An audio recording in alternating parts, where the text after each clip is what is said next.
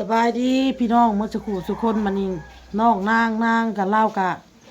มีญาติพี่น้องเล่าติดต่อมาเลยเด้อพี่น้องเด้อติดต่อให้เล่าแต่ยังพันในเมื่อ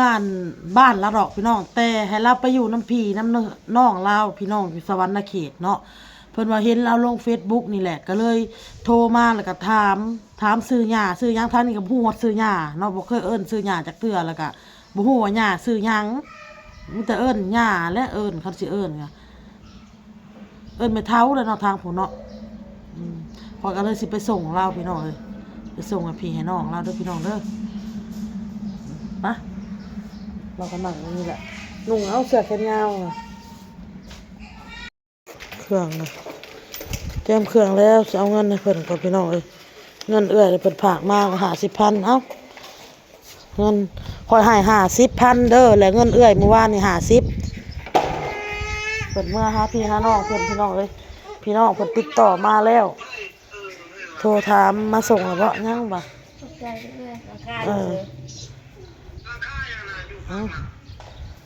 ไปหาพี่หาน้องแล้วบัดนี้ฮะให้พี่น้องเพิ่นส่งให้พ่อให้แม่เพิ่นต่อพี่น้องเลย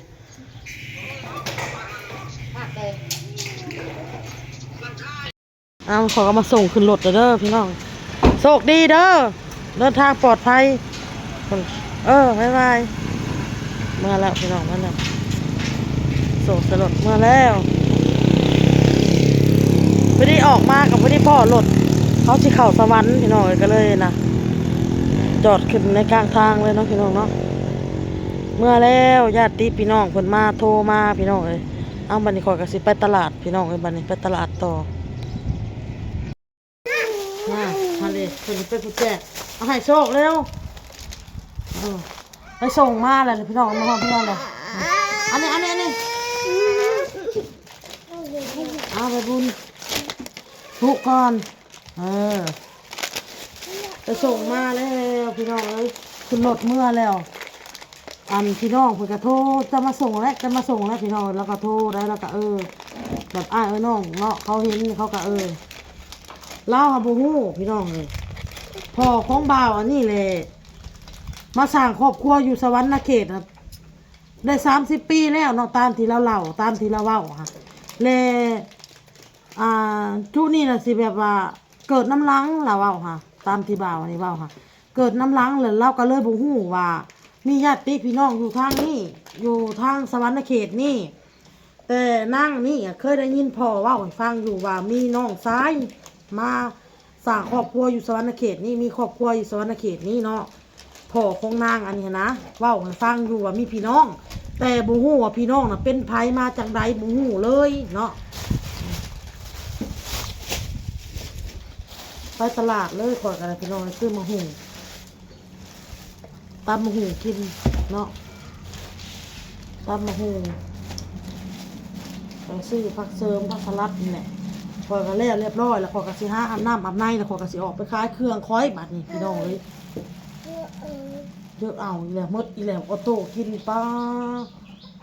หมดแล้วหมดแล้วพี่น้องกี่ให้มันกินแล้ว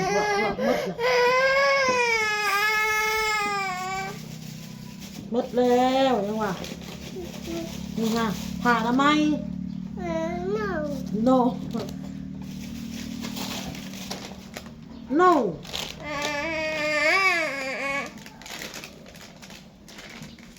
บุดเดียวหมดแหละ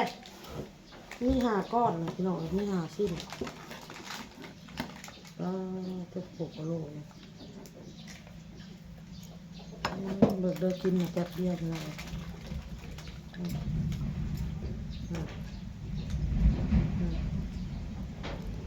คนก็ดีใจน้ำเพิ่นพี่น้องเลยเราก็คือสิอุกใจนั่งกันเมื่อร้อยนี่อยู่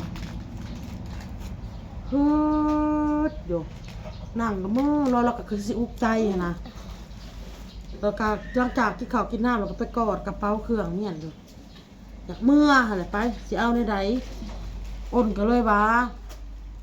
ถ้าว่าบ่มีผู้ใดติดต่อมาหาเจ้าเนาะถ้าอยู่น้ำข่อยนี่ไปก่อนอ้นละว่านี่แหละอยู่น้ำข่อยนี่ไปก่อนขอยบอกเราเนาะสัมซามีญาติพี่น้องเจ้าน่ะติดต่อมา คัดสมมุติว่าข่อยสิให้ค่ารถเจ้าข่อยก็บ่มีข่อยก็ให้ซำนี้แหละให้ซำข่อยให้ได้นี้ข่อยว่านี่ข่อยก็ซอยเรื่องข้าวเรื่องน้ำบ่ผักอยู่ผักเช้าให้เจ้าแล้วก็โดยแล้วก็นะมือหัว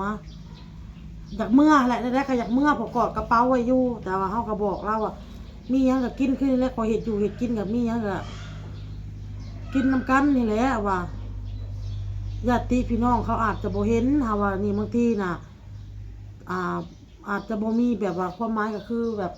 มันยังบ่ทันได้ไปถึงน่ะยังบ่ทันได้ไปถึงอันญาติพี่น้องเพิ่นบางทีนะญาติพี่น้องยังบ่ทันเห็นคือในนี้แหละเพิ่นเห็นแล้วเพิ่นก็ทักมาข่อยก็บ่มีหยังให้เด้อขอมุกขอบใจเจ้าหลายๆเพิ่นว่าเนาะสื่อเราเบาสอนพี่น้องเอ้ยเราติดต่อข่อยมานี่ขอมุกขอบใจหลายๆเพิ่นว่าไปส่งขึ้นใส่รถแล้วเรียบร้อยแล้วก็เอาเบอร์โทรข่อยนี่ให้เด้อเพิ่นว่าแล้วให้ซัพพอร์ตรถน่ะโทรมาไปส่งอยู่ลักเก้าทางเข้าตลาดโลกเพิ่นว่าส่งอยู่หั่นส่งแล้วเลยให้เราติดต่อมาหาข่อยแล้วข่อยสิไปรับเอาราคารถค่าล่างเลยข่อยสิไปจ่ายให้เราเองเพิ่นว่าค่ะพี่น้องทางเพิ่นน่ะเนาะ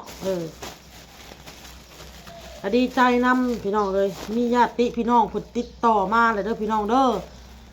เพิ่นไปอยู่น้ำญาติพี่น้องเพิ่นก่อนตามที่เพิ่นคุยกันกับนางอันนี้นะนางสื่อเราสื่อนางเนาะพี่น้องเนาะกับนางนี้ว่ามาหามาอยู่เฮือนข่อยนี่บ่แม่นว่าสิเมื่อโลดได้ก็ยังบ่ทันได้เงินแล้วเว้าเนาะอันบ่าวอันนี้นะเว้าถ้าให้ลุงเจ้าอันพ่อของเฒ่านี่น่าจะเป็นอ้ายของพ่อนางอันนี้ตามเนี่ยเขาสิเป็นลูกพี่ลูกน้องกันคล้ายๆแบบแม่กีดกับป้าหมอนอันพูดติดต่อมาเขาอันคล้ายๆแบบว่าอ้นนี่กับข่อยนี่เนาะพี่น้องเนาะแล้วเห็นน้องน่ะติดต่อมาแบบนี้นะลูกพี่ลูกน้องกันพ่อของเฒ่าผู้ติดต่อมาสิเป็นอ้ายพ่อลาวตามเบิ่งนี่ค่ะติดต่อมาแล้วถ่ายลุงเจ้าได้เงินก้อนคือว่านี่น่ะจะยังบ่ทันได้มื้อนี้ดอกก็มาอยู่เฮือนข่อยก้อนได้ยินแล้วเว้าเนาะก็ยังบ่ทันได้อันเมื่อดอกมาอยู่เฮือนข่อยก้อนสับซาลุงจะได้เงินเดือนได้ยินแล้วเว้าในนั้นได้เงินเดือนแหละสิอันให้ขลุกขล่างเมื่อมาอยู่พี่ก่อนมาอยู่เฮือนเพิ่นเกรงใจเพิ่นมันอยู่เฮือนพี่น้องเฮาพี่เพิ่นว่าเนาะตามที่เพิ่นคุยกันเว้ากันก็ดีใจน้ำลาวพี่น้องเอ้ยดีใจน้ำนางเนาะพี่น้องเนาะเพิ่นได้พบญาติเพิ่นแล้วญาติเพิ่นรับรู้แล้วก็ติดต่อมาพี่น้องเอ้ยก็ดีใจเนาะพี่น้องเนาะก่อนอื่นอ้นก็ขอบมุกขอบใจทั้งFC ทั้ง YouTube หมดทุกคนเนาะพี่น้องเนาะแล้วก็ขอบใจทั้งหมู่คู่ทั้ง Facebook แล้วก็ FC ทั้ง Facebook นำเนาะพี่น้องเนาะที่เพิ่นแชร์วิดีโอหั่นให้เนาะพี่น้องเนาะเพราะว่าเพิ่นว่าเพิ่นเห็นใน Facebook เห็นเขาเจ้าแชร์ใน Facebook เนาะตามที่ญาติเพิ่นติดต่อมานี่นะเห็นแล้วก็ลองกันทักไปลองถามเบิ่งหน้าเพิ่นจะคอมเมนต์ถามบ่นอยู่พี่น้องในคลิปสื่อสอนเนาะเป็นตัวลาวพี่น้องบ่าวสอนเนาะข่อยกับลาวก็จักไผอายุหลายอายุน้อยพี่น้องข่อยเบิ่งลาวนี่คือสิอ่อนๆกว่าข่อยอยู่ติดต่อมาแล้วก็ดีใจน้ำน้องเพิ่นก็ขอบมุกขอบใจมาทุกคนหลายๆพี่น้องเอ้ยน้องเพิ่นก็ได้พบญาติพี่น้องเพิ่นแล้วก็ย้อนโซเชียลนี่แหละเนาะพี่น้องเนาะเพิ่นกดไลค์กดแชร์ให้พี่น้องเอ้ยขอบมุกขอบใจขอบพระคุณมัดทุกคนหลายๆเด้อขอให้ทุกคนมีสุขภาพร่างกายแข็งแรงมีแต่ความสุขความเจริญขอบพระคุณหลายๆให้โชคให้มานให้ร่ำให้รวยสุขกายสุขใจเดินทางไปไสก็ให้ตลอดปลอดภัยขอพระคุณหลายๆพี่น้อง